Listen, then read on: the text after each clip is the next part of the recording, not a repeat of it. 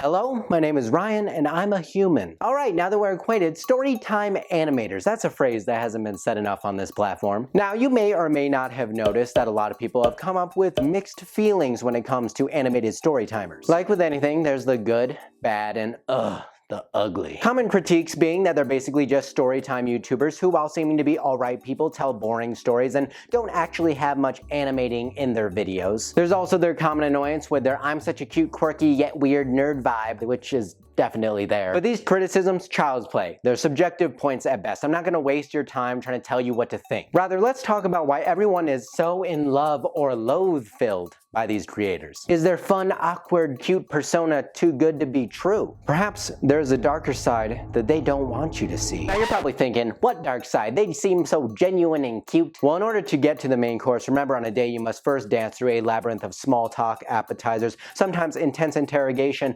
hopefully dessert, if you ever want to get to that sweet, succulent nightcap. Wink, wink. So let's get into it. Animation and YouTube. The two have had a rocky history together, much like most married couples. In other words, a match made in heaven. The ability to create and upload content without any company interference, in theory, should be an independent animator's dream. Yet this history has obstructed animation's reign on YouTube. Up until recently, when animation seemed reborn on the platform, but I'm getting ahead of myself. To understand where we are, first we must understand how we got here. Now, imagine a world where the newest phone is the iPhone 3, the Shrek Pentology's 4th chapter was just released, and you thought nothing could get any worse.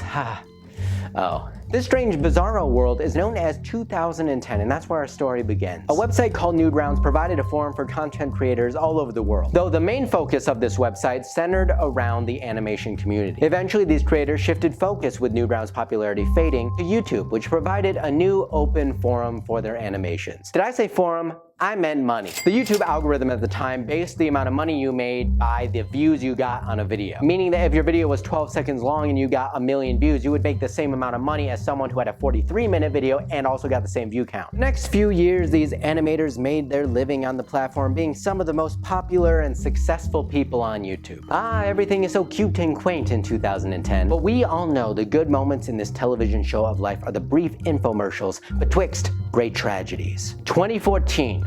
The year that everything changed. Animators began to notice a problem. A video that was getting the same amount of views as a video a year ago was making half the revenue. So the animators were kind of like, what now? Instead of being paid based solely on the amount of views that you get, a creator's income was now being determined by the amount of time spent on the video by a watcher and the frequency of uploads by that creator. So why the change? Well, it was believed to be in response to a group of bad actors called Reply Girls who would take advantage of the monetary system by using clickbait trash. So YouTube had a little update to get rid of that spicy content, and YouTube has ever since improved. If only. As good as this may have sounded, getting rid of people trying to manipulate the system for monetary gain, it was a whip in the back to the site's group of animators. There was no realistic way for these creators to sustain themselves on animation in the new system. Some moved to other media on the site, such as video game Let's Plays. Others were forced off the tubes altogether. After this change, the only animators left on the site were either large companies or people not looking to make a living on the platform. And this is how things stayed on the site for quite some time. Animators waiting, dreaming, until once again, YouTube's ever-changing landscape would be shifted in their favor. August 30th, 2014. A prominent comic writer on Tumblr known as The Odd Ones Out posts a video on his YouTube channel titled, "A Book I Made as a Kid." It features a story that was very mundane in its content, but was creative in the way it was told. This and stories like it offered that sweet, awkward reflection that the everyday person can relate to. These videos were different not only in its storytelling format, but also the way it was animated. Wait, did I say animated? I meant more like a bunch of pictures edited together without the in-between frames. The fact that this content is more personality-driven allows each of the creators doing it to seem different, tapping into an authenticity that at the time was lacking on the platform from people like pranksters, taking personal everyday struggles and presenting them in a light that made people think, hey, this is me. I pee in the bed.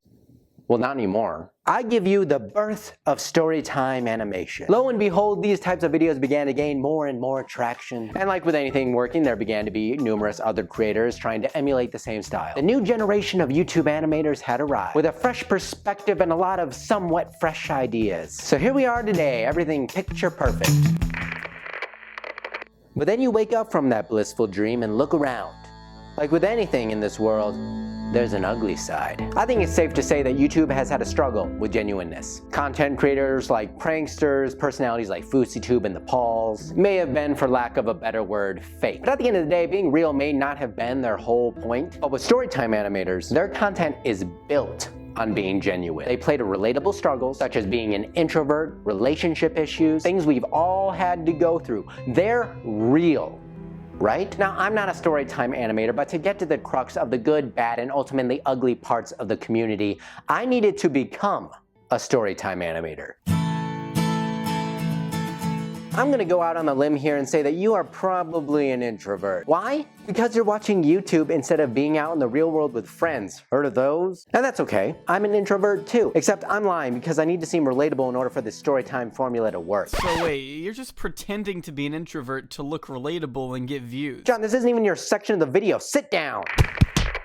Okay, maybe the Storytimer game wasn't my scene, but where I lack in skill, I make up for in understanding. And there's been a huge misunderstanding when it comes to the animator community. The problem is, with their success, there are people there that are trying to take advantage of that success without putting in the same passion, without the same intentions. There's an ugly side of this animation golden age. But before we get to that, we need to discuss the good. Domix, Storytime animator aficionado. Bet you thought I was going to talk about the odds ones out. Please, people. At this point, it's a cliche. Now, as I mentioned before, the key draw to the current animation community is their ability to articulate engaging stories from their own life that the everyday person can relate. Like butts. We all have butts, including Domix. And I don't think it's a coincidence that Butts is his second highest viewed video. Now, you may or may not have heard of this Storytimer, but 5 million other people have. He's another example of how good writing, even with simple visual representation, can engage and move an audience. There's a reason people like these kinds of videos. I've said it a million times. They're relatable. Who hasn't had a relationship, a crush, neighbors, or problems with hoarding? Sorry, did I say problem? I meant a gift for collecting. Okay, Ryan, but what makes him so unique? Well, it's not so much what makes him unique as much as the idea behind these 3 words. Are you seeing a trend? It seems like everyone in the animator community is backing the same ideal. Coming from humble beginnings, following their passion. They're just your average Joe or Jones if you're a woman. Hell, after watching Domix content, I can see why so many have become fans of his. And after doing a lot of research, watching hours and hours of introvert videos, there's a sense of cohesiveness amongst the major animators. At the end of the day, they're all in fact dishing to the same base. They all want to portray this sweet, genuine, a bit quirky nature that people love and YouTube's algorithm just loves to promote. I get it, okay? It's good business. This has brought tons of success, okay? Proof is in the pudding, people. Domix and others in this community are the so-called good guys in this YouTube wilderness. So that's it. The community is perfect.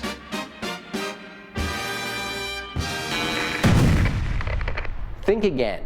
With every good intention comes the leeches. They want to use that intention for what it was not intended.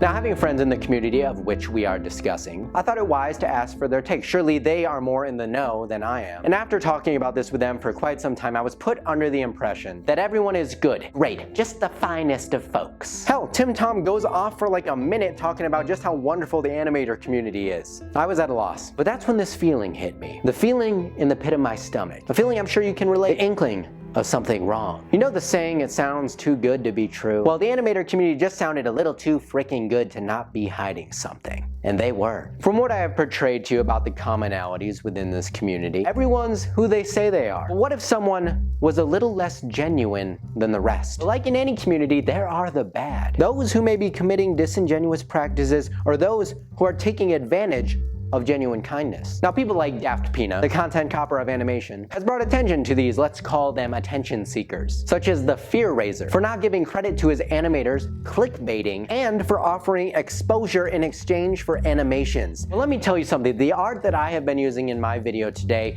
is made by the wonderful Scar Pantry. I'm sorry if I butchered your name. Go check him out. That is what's called crediting the artist. But it doesn't end there. How about Fox Goodman? After watching some of his content, you may think he's just another Storytimer trying to make it in the standard formula. But look closer and wait. Those stills look awfully like, yep, you're right. Now this is no secret, this man has been exposed for stenciling The Odds One Out time and time again, hundreds of videos. Theory has it that he's even created a second persona, Matt Spicer, to combat the negative attention and keep growing. And this theory is kind of hard to disprove when the content being uploaded is the same on each channel nearly within the same day. That's not fishy. But the sick feeling in my stomach didn't come from the fear raiser, Mr. Goodman McSpicer. It came from the thought of what happens when more people try to trick the general populace. In a community built on pure authenticity, having each other's backs, when one falls, will more follow. Sadly, at this point, my stomach couldn't handle the thought of an ugly part of this community's future, so I handed it off to my friend and animator Jay Aubrey to take the reins.